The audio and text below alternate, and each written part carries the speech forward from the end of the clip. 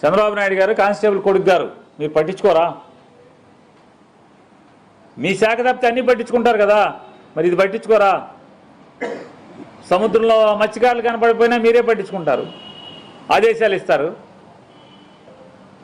ఎక్కడ పడితే అక్కడ వైద్య ఆరోగ్యం బాగోలేదంటే మీరే ఇస్తారు, అన్ని హామీలు మీరే ఇస్తుంటారు. పక్కోటి శాఖ మీరే, ఏదైనా civil supplies seize the ship అని మీరే అంటారు. మీ శాఖ కాకుండా పుష్కరాలు మీరే చూస్తానంటారు.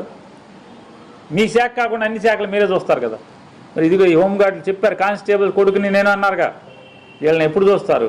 ఈ లైవ్ ఎన్కాష్మెంట్ ఎప్పుడు ఇస్తారు? హోంగార్డుల గురించి ఎప్పుడు పట్టించుకుంటారు? గమ్మత్ ఏంటంటే వీళ్ళ సమస్యల గురించి ఎవడు మాట్లాడు. పోలీసు సంఘాలని అయ్యని ఇయ్యని అంటారు కదా, ఎవడు మాట్లాడు. మాట్లాడిన పేరున్నా నేను మాత్రం నోటుకొచ్చినట్టు తిడతాకి మాత్రం బయలుదేరి వస్తారు. ఒక్కరోజు ఒక్కడ కూడా ఇందులో మాట్లాడేడు లేడు.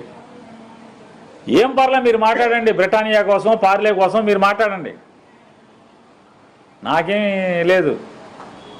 మీరు బ్రిటానియా కోసం, పార్లే కోసం మీరు ఎంత నన్ను తిట్టినా, నన్ను విమర్శించినా, చంద్రబాబు నాయుడు గారిని భుజానికి ఎత్తు మోసినా వాస్తవాలు ఎవరూ కప్పెట్టలేరు.